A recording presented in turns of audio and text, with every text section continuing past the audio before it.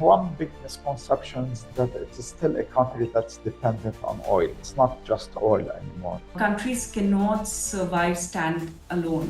They have to depend on each other and they have to open their doors like Saudi has done, and it's a very big change. We want to live next to people that we know, that resemble us, that they have our own culture, for example, or they share our same experience or interest. Business is based on relationships. Any kind of business you do, even work for that matter, it's based on relationships. We have one of the best platforms to be able to share knowledge, experience across several industries, not only in India, but across the world. And this is very important for any platform to go across and beyond their borders.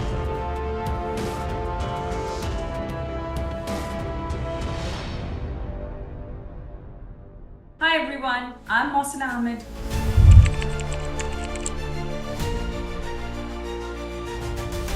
Welcome to Self-Discovery, where every story is a reminder that the journey inward is the most powerful journey of all. Today on our podcast episode, I am joined by Mohamad Rabih Itani, an award-winning real estate strategist and a market growth expert with more than 25 years of leadership experience across the Gulf, MENA, and Far East. With a career spanning global developers, public sector entities, and top-tier real estate firms, Mohamad has been a trusted voice in business development, strategic planning, and city transformation. He has held senior leadership roles at Knight Frank MENA region, United Real Estate Company, and Dar Al Arkan. Also founded an award-winning consultancy recognized for its innovation in branded residences and master planned communities. His work extends to major public-private partnerships, urban initiatives in Riyadh, Muscat, and Kuala Lumpur, where he has played a key role in shaping modern skylines. Mohamad has successfully delivered multi-million-dollar projects, built alliances with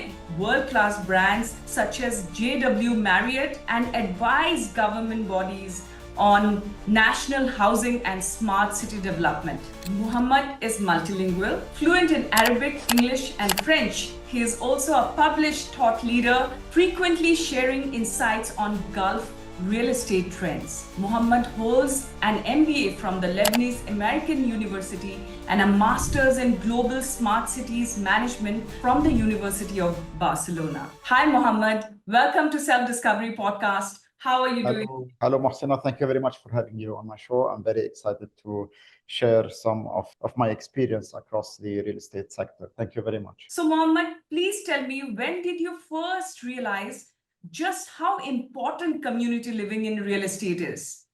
Well, actually, community living is not new, and it's something that we as human beings, since we started living on this earth, we started living across within tribes and within families. And later, with the industrial revolution and the internet, we became more and more busy, and we started to travel, to eliminate ourselves from our cities. At the same time, we went where the job has taken us. But at the same time, we realized after that we want to live next to people that we know, that resemble us, that they have our own culture, for example, or they share our same experience or interest. And this is where community living today is very important. Another aspect of community living, that it is a very centric one, meaning that people would like to live next to their businesses, next to their kids' schools, next to an environment where there are healthcare, gyms. And this is where the concept of community living today reappears within our societies.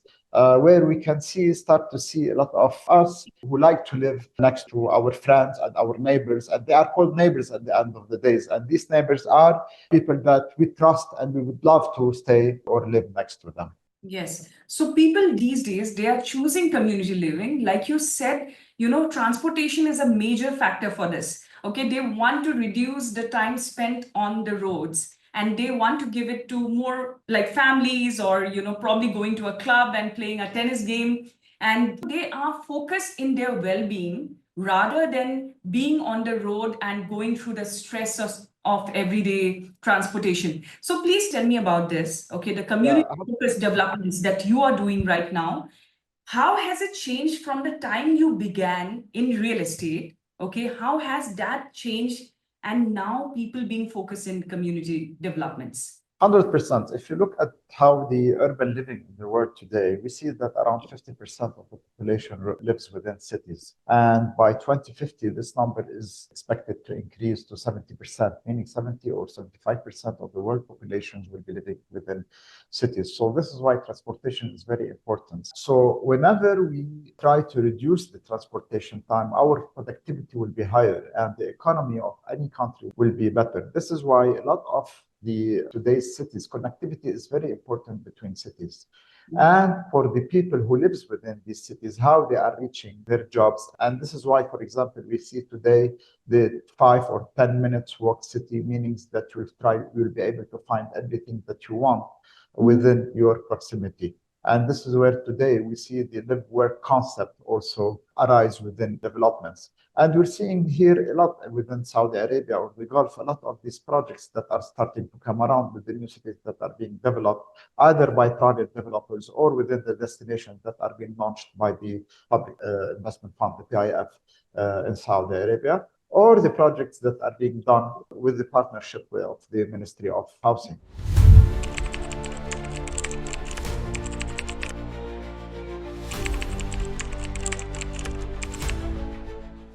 Because you have spoken about community living, okay, you have spoken about people not being on the roads and being in better activities or family life or the stress going out. You've spoken about all these things. Can you please tell me here that what is it that has changed from a community 10 years back and the developments that you are going ahead in Saudi and Dubai? What are the amenities that has been added to community living? I think if you look at what people are looking today and what the governments in these countries are working on is a better quality of life for their people and the expats or any citizens that's living within these countries. And when we say quality of life, it's better health life, better work life, better balanced life, societal life.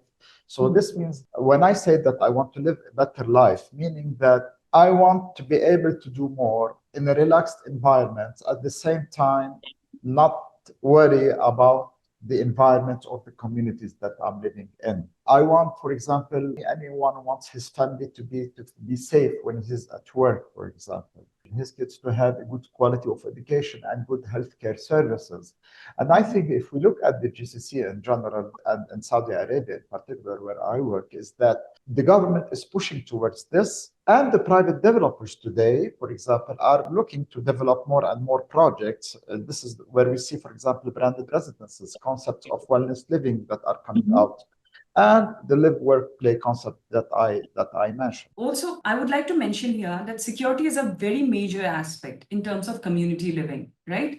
You live on a standalone kind of a house. You don't know, you have to keep your own guards, cameras, fittings, and all that. But security in a community living is a very major aspect, right? Also, people don't want to spend their lives or time flying on the road and reaching destinations. They want everything in their vicinity. Say, like you mentioned, healthcare, you mentioned schools, sports amenities. So this has become a trend amongst everyone. True. First of all, this is where we can see today a lot of smart cities concepts coming out, whereas security is well controlled. And if you take, for example, the gated community concept, where you have security across this community, or when it comes to the branded residences living, where in a certain tower or certain community, for example, you have concierge services, you have receptions, and you have your own when it comes to services that you're going to have. Definitely, this is what we're seeing in the compound or communities that are coming out, is that it is well controlled. And generally, GCC is a very, when it comes to safety, all of us want to live in safe environments, and this is what we are seeing here. Absolutely. Dubai has anyways opened its doors for foreign investors. Okay, now Saudi is opening up its doors for foreign investors, and it has become a hotspot for investors who wants to invest from all over the world. How has this changed the real estate scenario in Saudi? True. The Vision 2030 was launched in 2016. At that time, the real estate sector, when it comes to the GDP, used to be around 5.6%. And if we look today, 2025, we see that the real estate sector consists of reach 12 or 13% of the total GDP. So the government worked on several fronts. The first one is the home ownership for Saudis. The home ownership for Saudis, according to the Vision 2030, is to reach 70% home ownership. And when they started the vision, it was at around 40, 44, 45%. Today, we are at 65.7%. Wow. The second thing is the foreign home ownerships. And starting next year, international investors and anyone living anywhere will be able to invest in real estate in Saudi Arabia. And for this, they started to create a lot of destinations. So we find some cities, some new projects, not only in Riyadh, but Riyadh, Jeddah. You have new destinations like Neom, Al Ola, and you have Giddiya, for example, in Riyadh. And each project that has been done is a destination of its own. So you will be able to have its own characteristics and its own mix of products, whether we're talking residential, apartment, townhouses, villas, or we talk, for example, when it comes to offices and healthcare facilities and education or entertainment. And at the same time, new type of projects came out. And as we all know that Saudi Arabia will have the Expo by 2030 and the World Cup by 2034. So this is why, for example, there is today the General Authority of Entertainment. You have the Ministry of Tourism and you have the Ministry of Sports. Within the objective of 2030, we see that one of their objectives when it comes to tourism, for example, is to attract 150 million tourists. They reached in 2025 100 million tourists. And for this, for example, if we look at the real estate sector when it comes to hospitality, Riyadh alone is in need of 200,000 rooms. So we see a lot of hotels, whether we're talking 3, 4, or 5 stars, being built at the moment. You have, for example, Al Ola project, where it's cultural and heritage and touristic destinations where a lot of hospitality components are being built there. And the type of products started to change. So people are not only looking for first home, they are looking for second homes. The type of projects that the foreigner is looking for, any foreigner is looking, when it comes to investment, he's looking for a second home to invest. This means that he's looking for an income generating asset. This means that he expects a certain percentage or profit to be done from any units that he will buy. And at the same time, you have what comes with any market comes the branded residences. The branded residences is an assurance that your project will be sustainable, that whatever you will buy in a certain brand, it will have its value and it will continue to have its value. This is why today, when we say about the real estate, it's really a transformation. It's a huge transformation because the objective is not just to build, but to turn these projects into sustainable projects. The real estate objective of the government is to turn it into sustainable real estate. And this is today where all the public and the private sectors and the international developers that are coming to this country, to Saudi Arabia, are looking to develop such projects. Absolutely. But having said that, you have spoken about branded residences. They are still a very, very new concept for people. When you see the trends that comes in, okay, so is it a trend or is it something that is here to stay? And what are the things that you are seeing? What are the global trends that you're getting in here? Thank you for the question. In fact, branded residence is a 100 years old concept. It's not something new. And however, it's just over the last 5 years that we started to see a lot of the real estate developers, not only in the GCC, but worldwide, turning into this concept. Allow me to start by defining a branded residences. A branded residence is a residence that is attached to a hotel. And this means that anyone who will buy will be able to use the services of the hotel. And when it comes to using the amenities, the services, and the concierge services that the hotel have. And today, for example, we have the hotel type of branded residence and the non-hotel type of branded residence. If we look at the world, we have around 110,000 branded residences of units around the world. And the GCC is only 10% of this.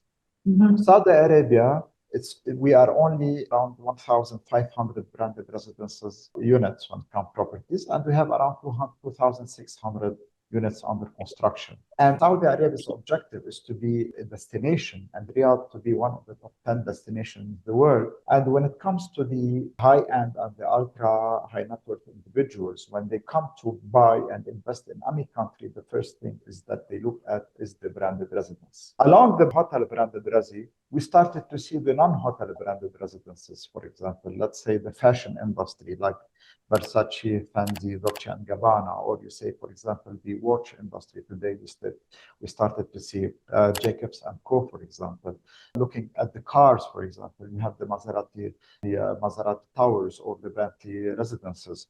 Each of these non-hotel, and some of them are like the U, for example, each of this branded resi component has its own, any name has its own characteristic. For example, the hotel brand today, we have let's say the Marriott, they have the Ritz-Carlton, they have or Accor, you have the Raffles, and a lot of it's becoming a way of life. Anyone would like to live in a brand. I mean, you and me, if we can live in a brand, we will be able to live in a brand because we want this amenities, we want the service, we want to be feeling, we want people like to feel that they are pampered. Same time, since they are worked, since a lot of us work today, we don't have the time to do everything. This means that if we can find of these services being done for us by an operator, we will do it. Be ready to pay for it for us to have a peace of mind.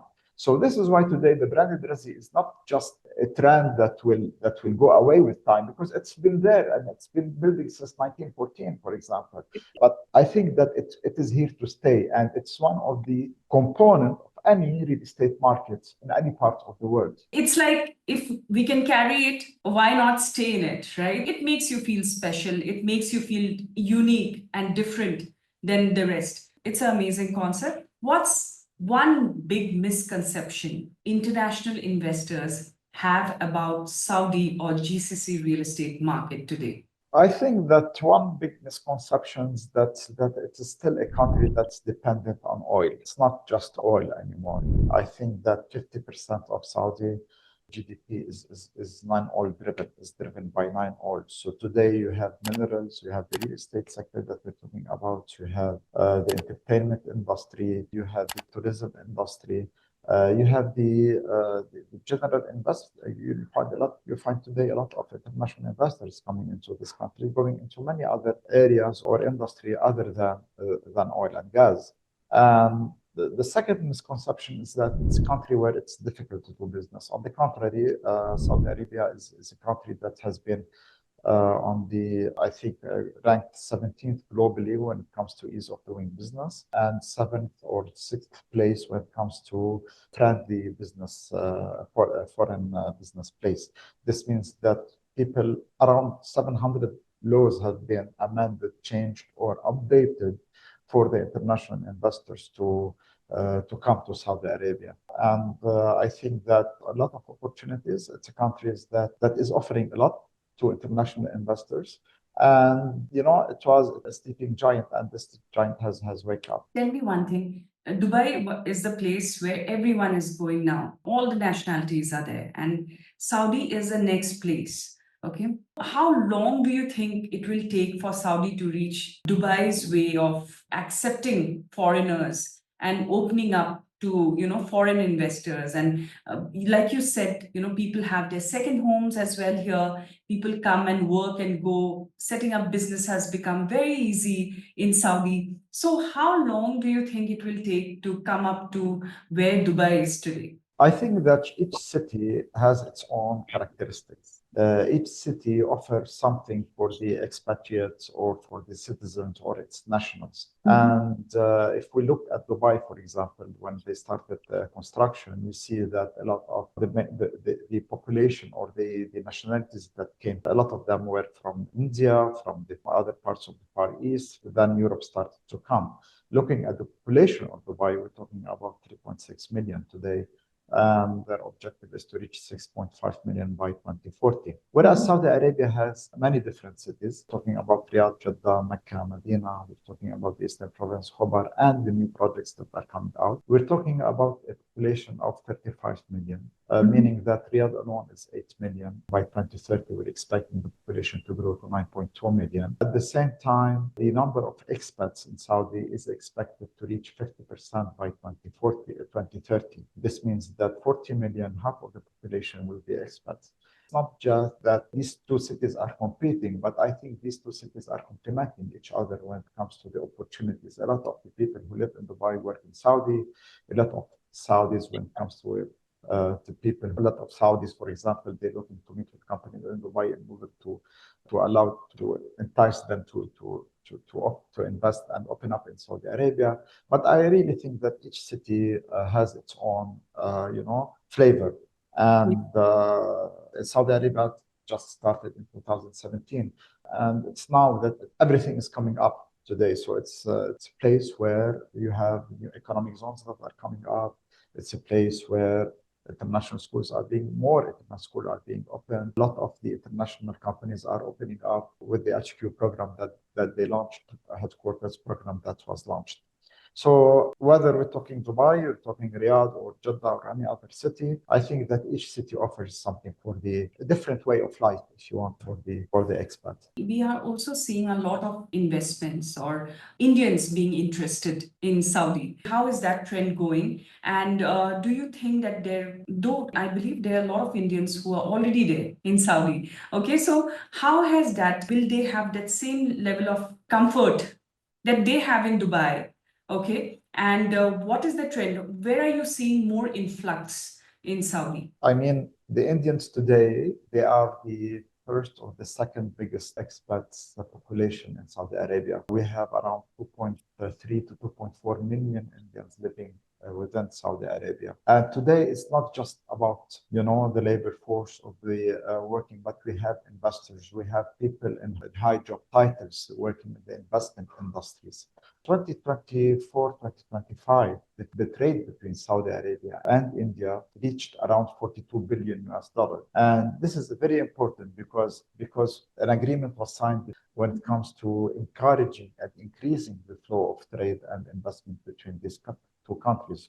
So we find today Indian construction companies, we find today Indian investors in mining, we find a lot of the businessmen that are opening in this country, because we believe the people who will first start to buy international properties, one of the top nationalities will be Indians also. Absolutely true. Indians being there and doing well in every aspect of life. I think that's a very, very good platform as well, Saudi being open now.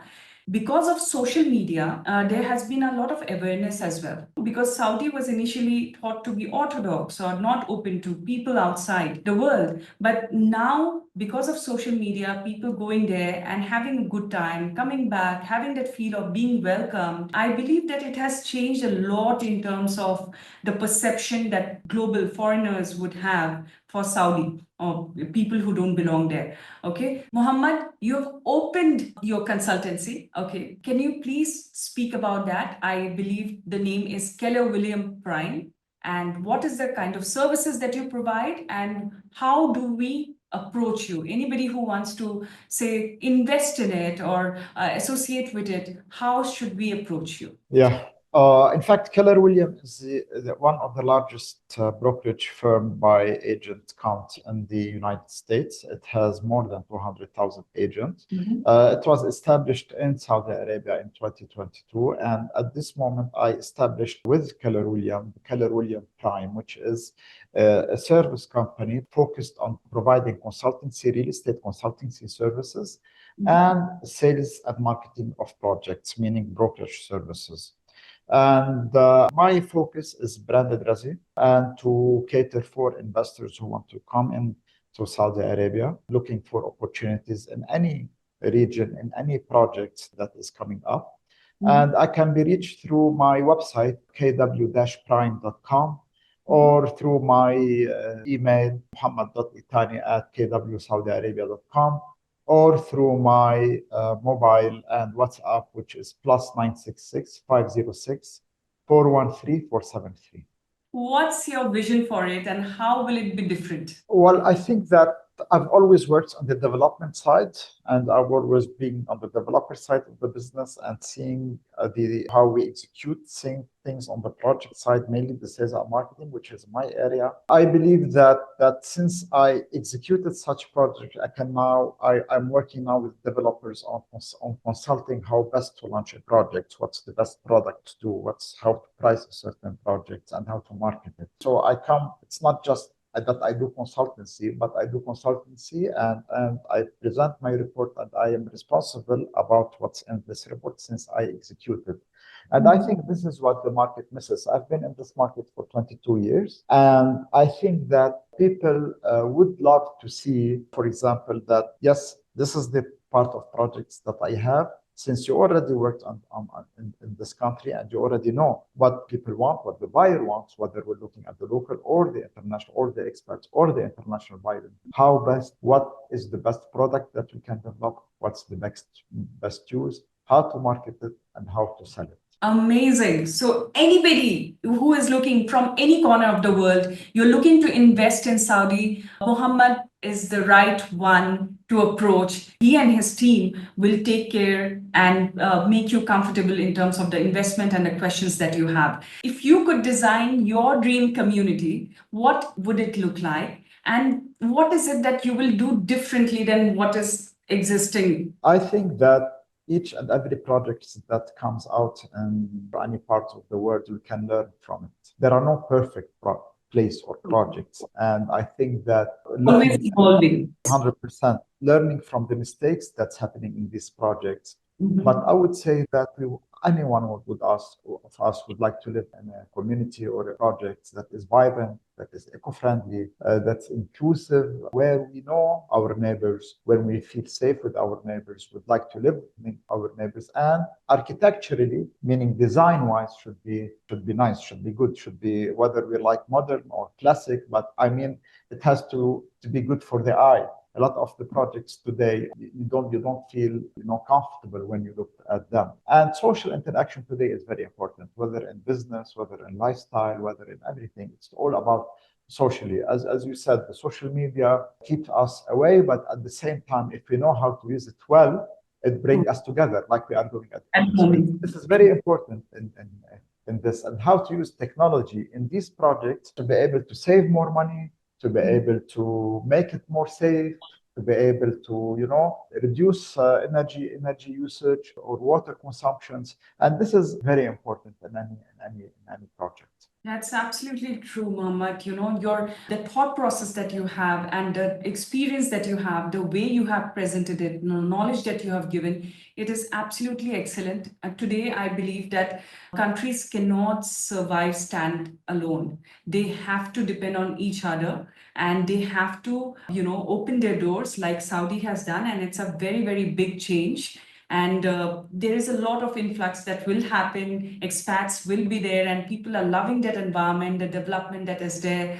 Okay, so this perspective that you have given through the real estate world, it is excellent, I would say. And like you have mentioned, branded residences coming up, bringing in the uniqueness, community level development. I believe it's like a plethora of developments we are seeing in Saudi, not just in the real estate sector, but in all other areas, which is leading to an absolute surge and demand in real estate, because people would love to stay in this kind of a place. I think it was a great interview. Thank you very much, Mohsina. I really appreciate it. And it's good that you play also a role interchanging and bringing people together in different countries. And this is very important and encouraging, because I know that I have lots of Indian friends. And today, for example, they are here, they work, they are businessmen, they are successful in what they do. And whether in Dubai, whether in Riyadh, Dubai, we have a lot, and they are buying, they are investing, they are making money. And it's a way of really encouraging the relationship between any persons, not whether we're talking Riyadh, GCC, or any other country in the world, because business is based on relationships and network, providing good and excellent service for That's a powerful line. Business is based on relationships. 100%. I feel that is the power and that is the connect of this any kind of business you do, even work for that matter. It's based on relationships. So it's amazing having you. I've been following you for a while now, and I think that you have one of the best platforms to be able to share knowledge, experience across several industries, not only in India, but India and across the world. And this is very important to be for any platform to across and beyond their borders. So congratulations and thank you very much. Thank you very much.